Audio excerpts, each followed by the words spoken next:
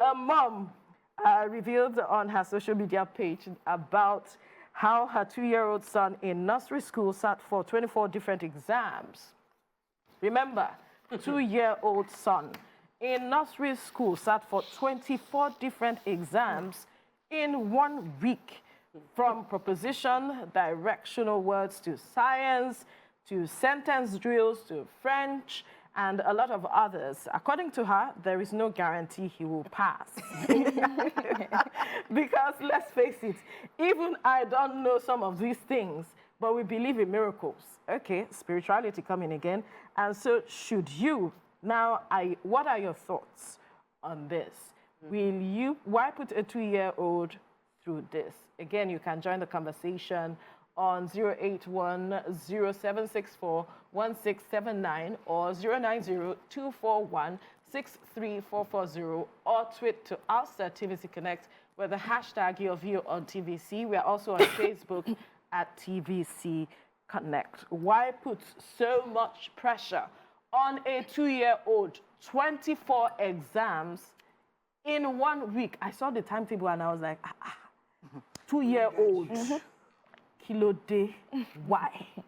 Why are we putting so much pressure on our children? This child should be in a play school, as I should believe, at this point. Why are you giving him 24 exams? We know that those are the formative years of a child, that you want to teach the child every and anything. But I believe that it should be paced and not cramming up everything for that child in the name of exams. My perspective. Ladies.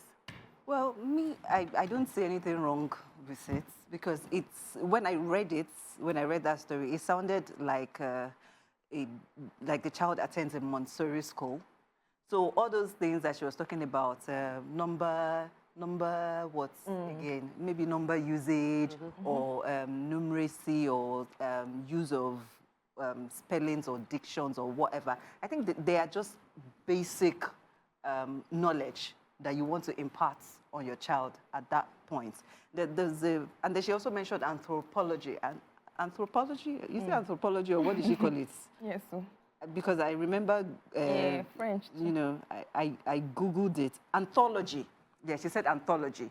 And anthology is a collection of literary works, one book. So for this 2-year-old, it could be poems, it could be songs. Recitation. Nursery rhymes. So I think it's Maybe they just use big grammar. Exactly. I think it's the grammar that the school use. You know, they have to justify the millions of naira. 24 is too much. Maybe it's just, what are they going there to do before? Is it not to go and play? So maybe that's what they will do. Maybe they will do 2 or 3 or 4 per day, all through the week. So I do not think that, I think it's just the grammar that is making it look like, okay, it's... if it's not an issue, the mother would not put it forward. But it is still the basics. Yes, it's the basics, but for a 2-year-old, the brain is still being formed at the time. Right time to put... Yes, we know, but not on them. 24. 24, that's too much. I think that, personally, some will have a school of thought. I don't believe that a 2-year-old child should be doing anything but playing. They should be rolling tires, putting square peg into square holes, just generally having fun. That's Montessori. And yes, I feel that it should be fun-filled play time for a 2-year-old. I remember that I think it was 5-year-old that was told that, they were telling me in my children's school then that the boy wasn't, they said he should be advised to go through, there's a word, school health. When they recommend... Can you hold the thoughts? Oh, okay.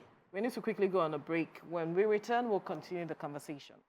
Thank you for staying with us. We're still looking through our stories with regards to the woman or a mother who revealed the timetable of her 2-year-old, where they're having about 24 exams in 1 week, and she's raising the alarm. There's been divergent reactions. You can join the conversation. Call us on 081-0764-1679 or 090-241-63440, or tweet at us at TVC Connect with the hashtag Your View on TVC. We're also on Facebook at TVC Connect. Talk where you were telling us your story. Yeah, so I was told by my school that because my son, one of my twins, was not as responsive in class, that we should be advised to visit school health. And school health means that they are doing an evaluation of your child if he will need learning support. So when I think maybe it was 3 or it was 5, when I told my husband was like, my son does not need a learning support. He does not need to do school health evaluation, whatever that. This boy is too small. He's supposed to be playing, and they should give him the time to play. I think they were 3.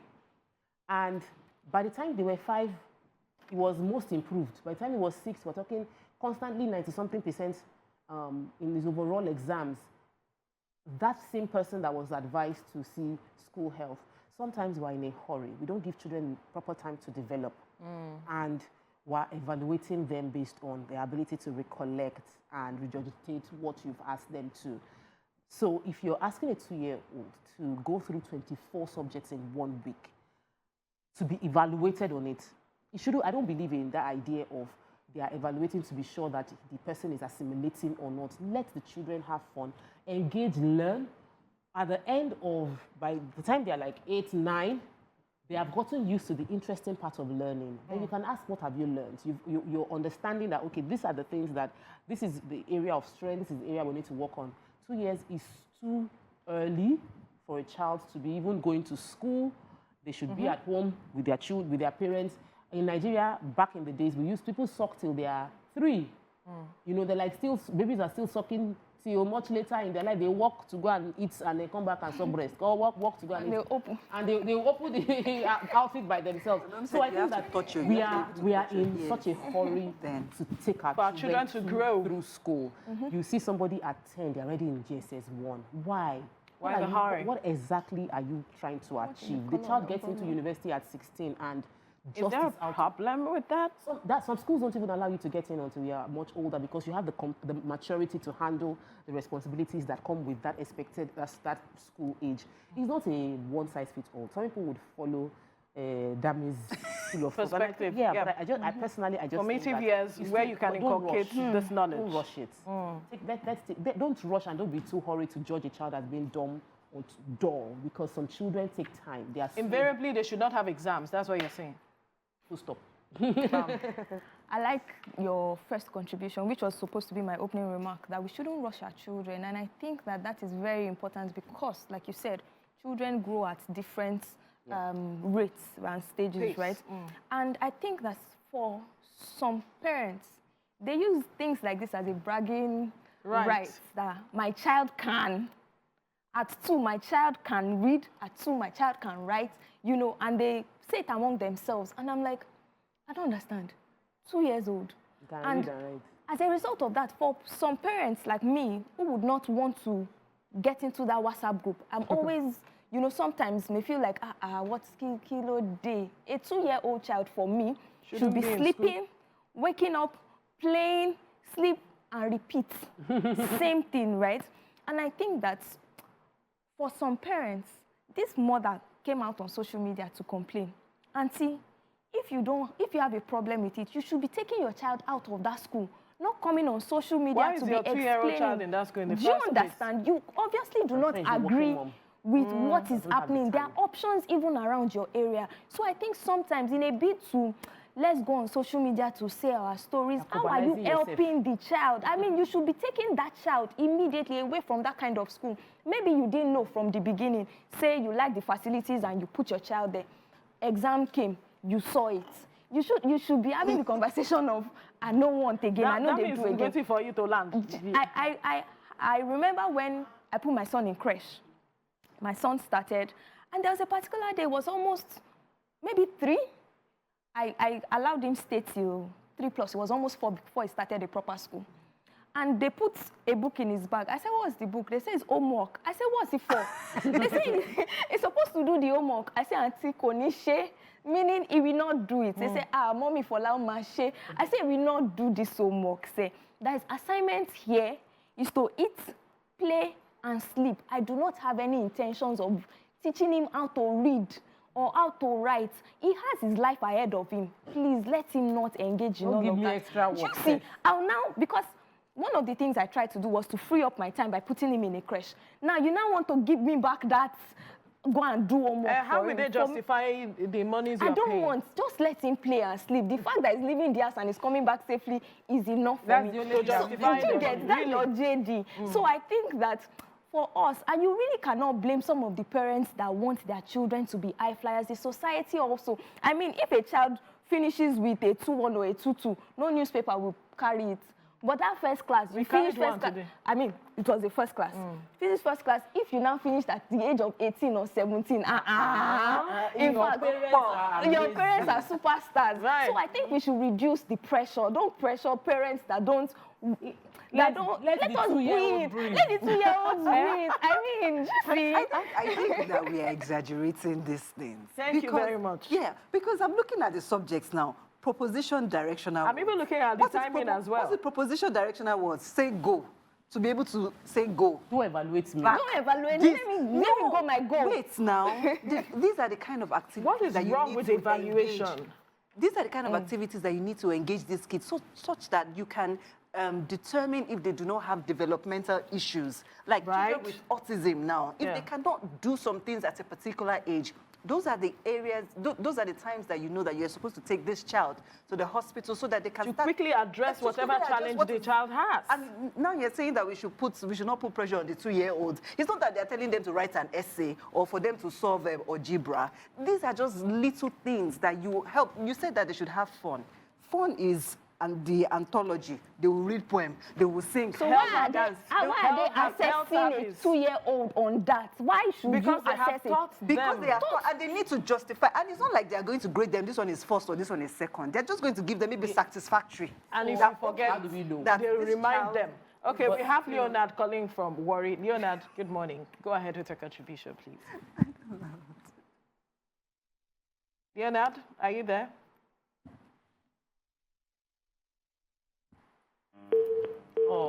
Do call us back, Leonard. Let's get your perspective to this story. Yeah, I think that the society has boxed up all in to think that we have to do certain things at a particular time. Or you should be. How do other countries? Okay, because you're 2 years things? old. Why can't you? I've seen 2-year-olds identifying, animals. They can mention the name of the animal or item or whatever you show to them, and because that's their formative years. If you identify the genius in them. If you look at the if you check researches around, you would see that the best time to teach a child a second language is before that 5. age. Yeah. Exactly. So those are the times that you have to really impact what you can. Put all that you can there in their brain so that they have their own interest as they are growing up. So I don't think it's a lot of pressure. It's a moment you can easily... like, 24 subjects, but it's not like they are sitting down to write anything. There were time allocated for them. It is just what they have been taught. And of course, there's a need for evaluation. You cannot be sending or paying millions for a child to be in creche or KG1, and you cannot even assess to say that for a child to be in KG1. It depends on your budget. It's your budget. Yes. What you can afford, right? Exactly. Okay, we have Christian calling from. Okay, this morning Christian is calling from Agor. Oye, we have heard you. Christian is calling from Agor. Go ahead, Christian.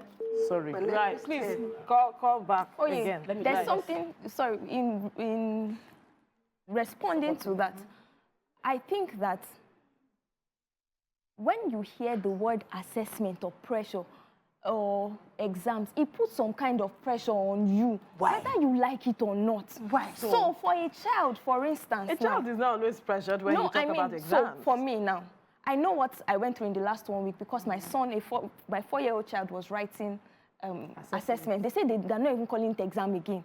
It's now called assessment. Right? And which is correct, right? My 1-year-old, you talked about 1-year-old being able to identify, or 2-year-old being able to, my 1-year-old boy can identify colors, he can mention, you see. But when you now tell me that, I will now have to assess you based on what you know. For people that have children with autism or professionals that work with children with autism, once they cite a child, they can know. How So do the parents would not know? I have a friend that went to one of them. She can, when she looks, she can know. Okay, so let's quickly take this call. If she looks at the child, there are Okoyemi some is calling from developmental Lokoja. milestones. Okoyemi, good morning. Go ahead with your contribution, please. Good morning. Morning. Yeah, hello. Yes, we can hear you. Yeah, attending this topic, I think we are too busy to give attention to children these days. Hello? Go ahead, please. We can hear you. I say so. The parents are too busy to give attention to the children these days. Right. That is one thing. So secondly, again, it's very hard for you to evaluate a child at that level. It's very, very difficult. Because it's possible you are giving a negative or a positive result to a child that is still at the formative stage.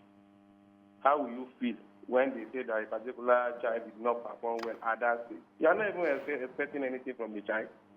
But let me say one thing is that most often parents will not be around. They want to go to work. Okay, let me just drop this child in the school so that I can learn one or two things. I don't think there's any need for any evaluation.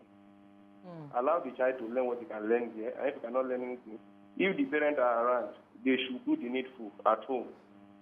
At that stage, what they want to know, mostly they learn through observation. Right. They learn through science. They learn through certain one or two things that you can communicate to the child, not necessarily going to 24 subjects or all that. Okay, thank you, Okoyemi. Thank you very much for your contribution. Right.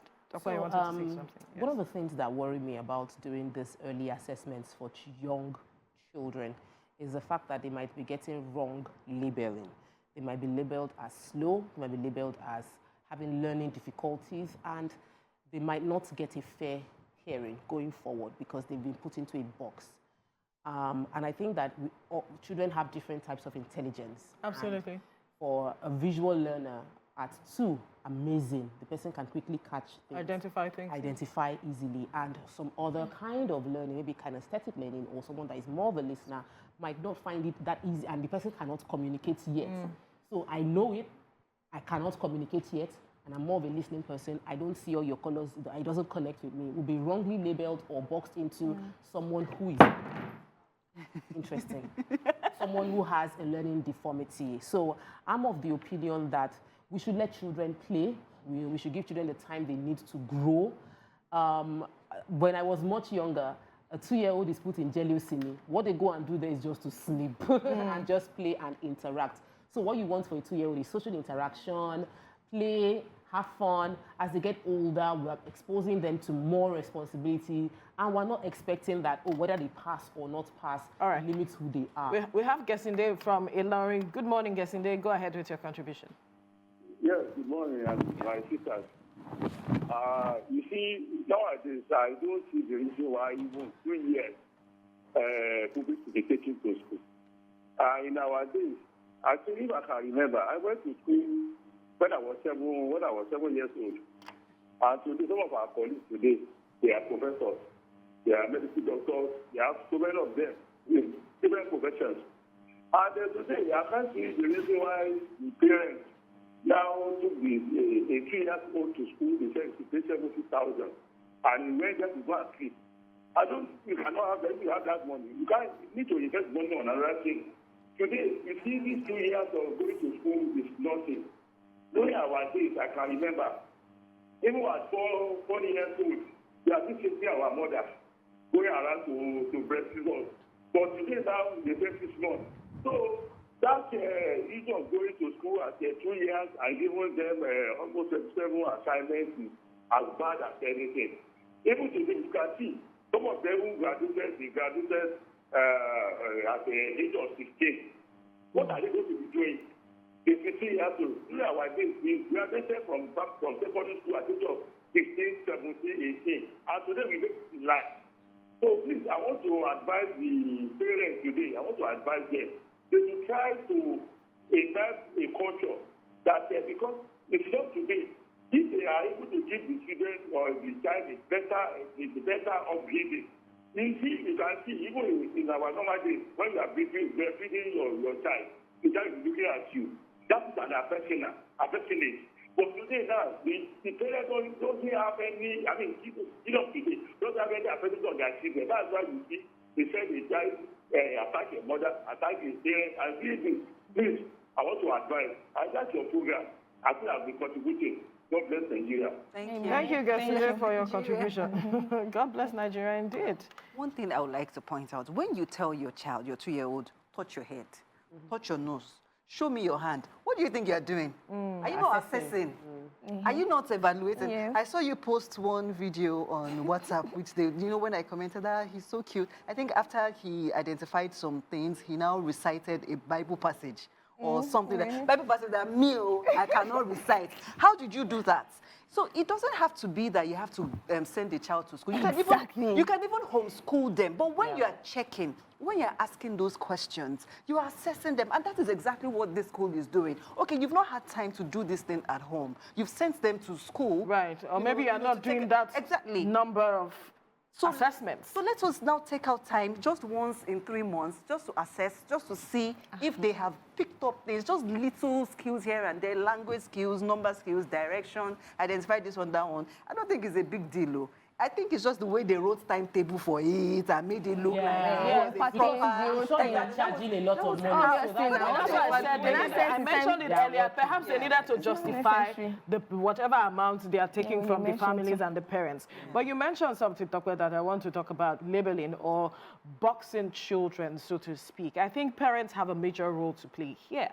If a school is labeling your child, or perhaps been due to medical challenges, your child has been labeled, you have to do the job of not labeling that child, removing that child from that box or that label, or removing that label from the child.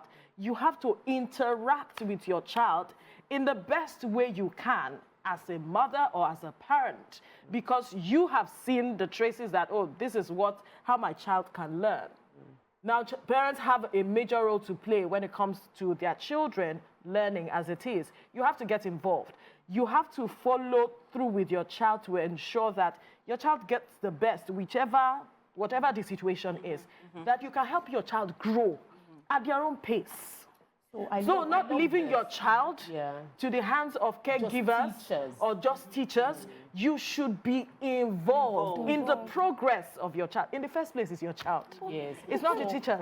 What I like about your emphasis on that point is it's the role of affirmations, you know, how you affirm your child, how you don't let the negative or whatever, the limited knowledge the teachers have, or the limited metric your teacher is using to assess your child be what you will use as a parent to assess your child.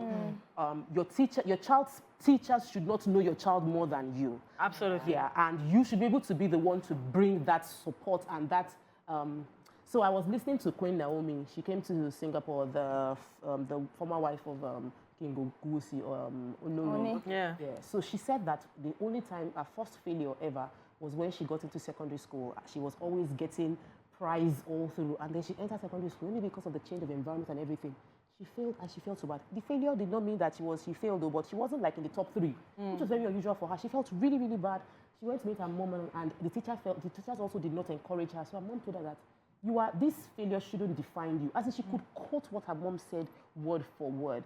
And there are many people that are like that can remember when they experience failure, how their parents gave them a reinforcement, a new identity, which then helped them to overcome that periodic failure. So parents shouldn't sit back and think that, oh, my school has said this child has learning deformity or even autism. I watched The Good Doctor. It's a beautiful series about an autistic man who grew up to become a medical doctor, and it was a true life story. So it's important that we realize a child can have Down syndrome and still live a very full. Absolutely. Life. You can have autism, and a child can have learning deformity and be an amazing painter, artist.